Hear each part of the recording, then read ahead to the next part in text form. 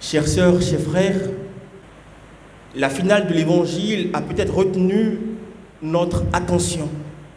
Et il n'y a peut-être pas de maxime plus interprétée et plus commentée que celle que nous venons d'entendre de la bouche de Jésus.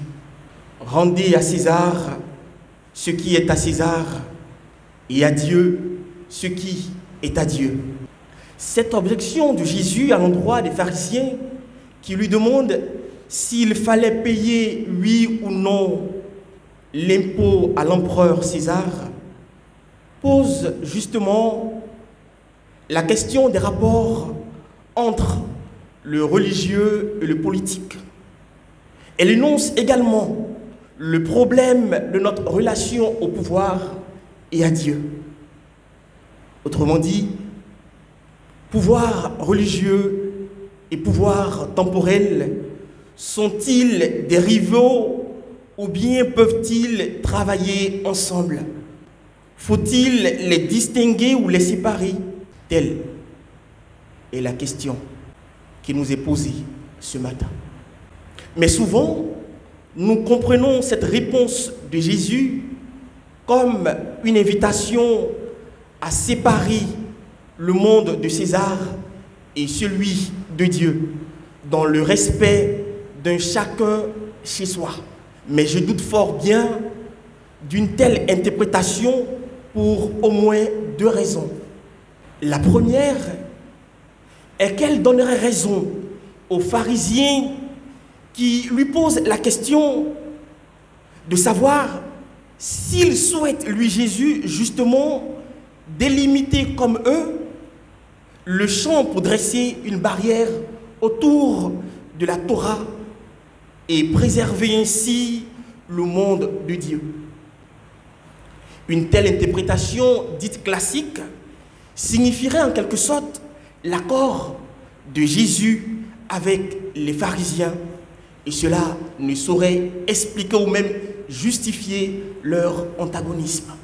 La deuxième raison est qu'elle laisserait les chrétiens à l'écart du monde, sans aucune réponse face à celles et ceux qui, aujourd'hui encore, s'étonnent que les chrétiens puissent avoir un avis, un jugement et surtout le donner quant à la marche du monde.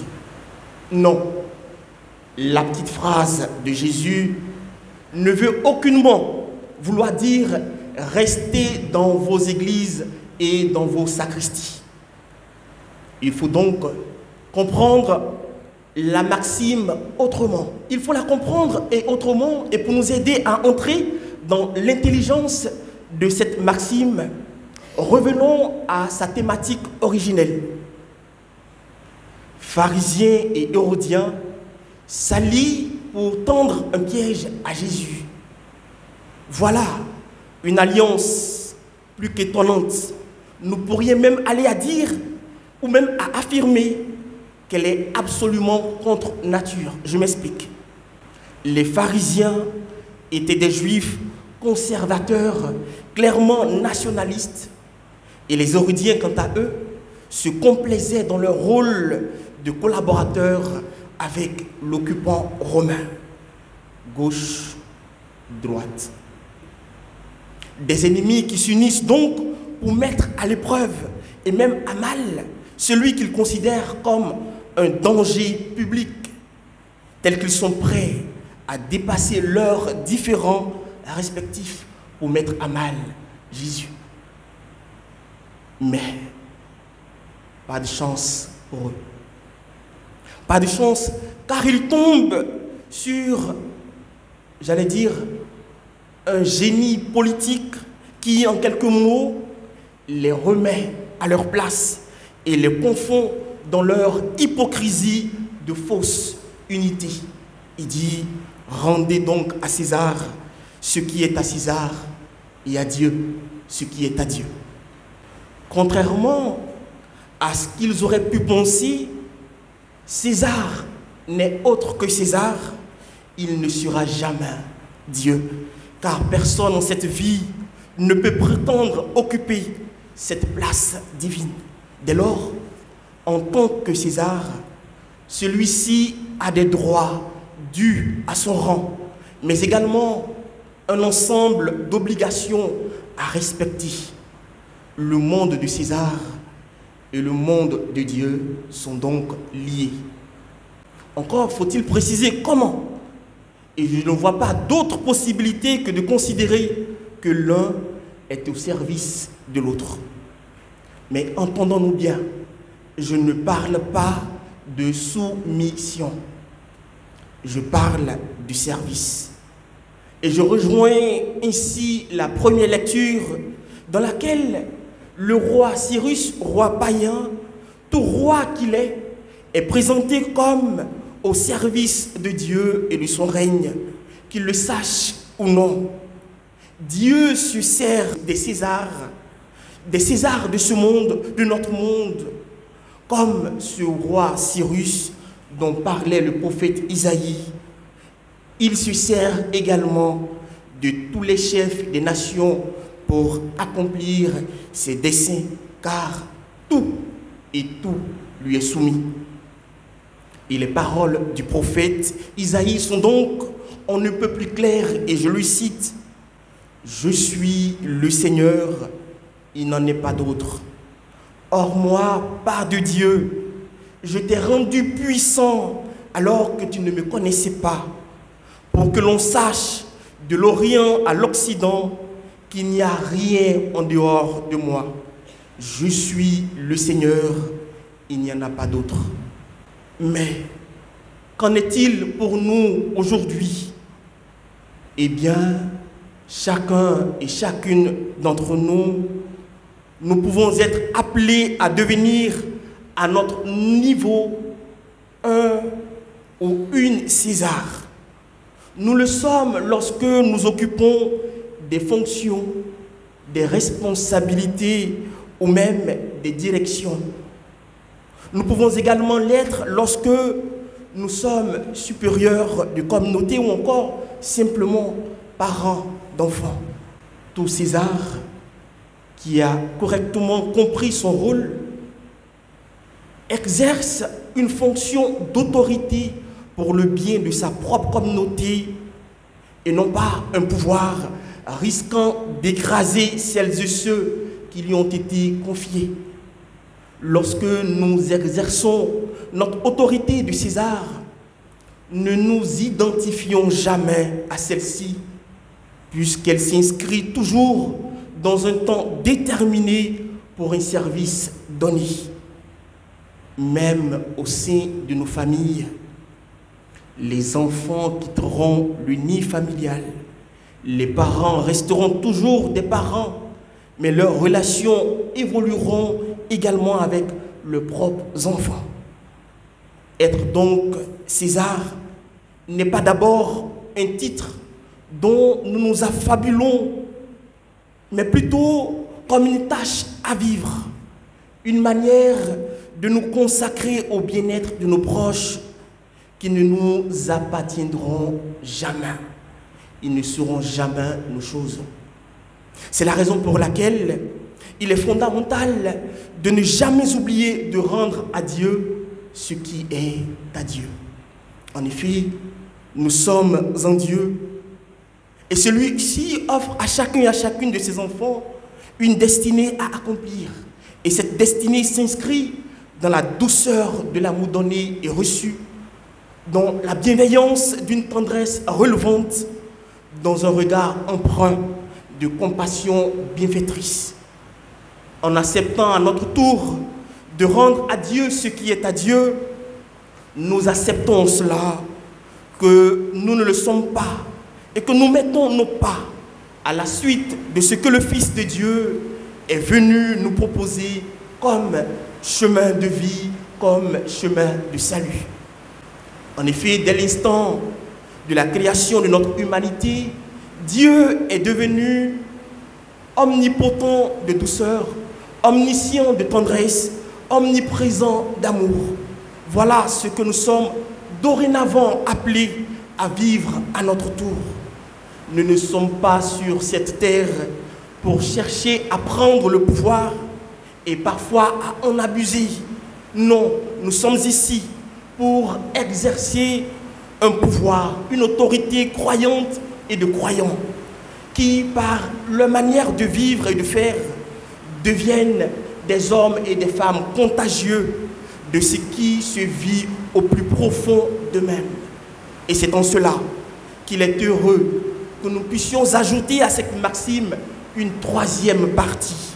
Et je cite, « Donnez à l'humain ce qui est à l'humain. » Et je reprends, « Rendez à César ce qui est à César et à Dieu ce qui est à Dieu, à l'humain ce qui est à l'humain. » Qu'avons-nous donc reçu? Eh bien, quelque chose de merveilleux qui est inscrit en chacun et chacune de nous.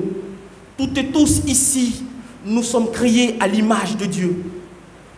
Nous comprenons que rendre ce qui est à Dieu consiste à devenir une image plus fidèle à Dieu par la grâce du Christ.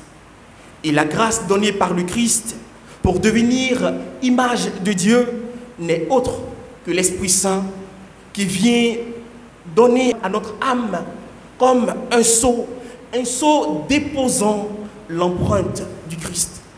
Or, l'Esprit Saint déploie en nous la sainteté du Christ de deux manières. D'abord, par les vertus de foi, d'espérance et de charité que l'on appelle vertus théologales, et ensuite par les 7 dons de l'Esprit que l'on appelle les dons de l'Esprit.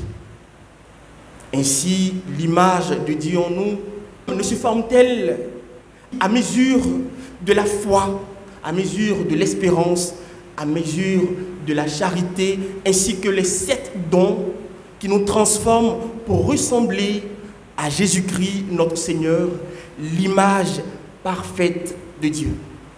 Et c'est justement ces 7 œuvres divines de transformation des chrétiens de Thessalonique, lues en seconde lecture, qu'évoque Saint Paul. Et je cite, « À tout moment, nous rendons grâce à Dieu au sujet de vous tous, nous souvenons que votre foi est active, que votre charité se donne dans la peine, que votre espérance tient bon en notre Seigneur Jésus-Christ, en présence de Dieu notre Père. » Ainsi, Paul rend-il grâce à Dieu de ce que Dieu est en train de transformer les chrétiens à l'image du Christ. Et nous-mêmes pouvons rendre grâce à Dieu d'être rendus toutes et tous capas Dei, c'est-à-dire capables de Dieu, c'est-à-dire des femmes et des hommes qui cherchent à advenir à eux-mêmes pour un jour partager la vie de Dieu. Ce partage, frères et sœurs, n'est pas une promesse de demain, une promesse pour demain. Elle se réalise déjà dans l'aujourd'hui de nos vies, lorsqu'à notre tour, nous devenons omnipotents de douceur, omniscients de tendresse et omniprésents d'amour. Et c'est ainsi que l'on comprise et vécu ces grandes figures de sainteté dans l'Église qu'ont été Saint Dominique, Saint François ou même encore Saint Charles Lwanga. Alors, loin de déserter le monde de César, ces grandes figures y ont travaillé en l'orientant ce monde de César, en l'orientant sans cesse vers le monde de Dieu. Et elles continuent de le faire par leurs exemples, par leurs prières. Et aujourd'hui, l'Évangile nous invite, chacun et chacune, donc, à ne pas prendre la tangente, mais à prendre le relais. Autrement dit, à travailler à notre tour dans le monde, à notre échelle, selon notre mesure, pour qu'il ne reste rien qui ne soit orienté vers Dieu. Et ceci, même si nous travaillons pour César, car il existe en effet bien des manières de travailler pour César, par exemple, dans la solidarité, la compassion, tout en travaillant pour Dieu. Mais attention, et je vous le dis, César est très exigeant et surtout très exclusif. Il va proposer 1000 manières, 1000 tentations à celles et ceux qui travaillent pour lui pour les accaparer. Et le secret de notre action, de notre éventuelle résistance à César, se trouve dans un autre propos de Saint Paul en 1 Corinthiens, le chapitre 3, verset 23. Et je cite, « Tout est à vous, mais vous êtes au Christ et le Christ est à Dieu. » Alors, que la grâce nous soit accordée pour rendre à Dieu la gloire qui lui revient et d'admettre que Dieu seul mérite adoration et prosternation. Amen.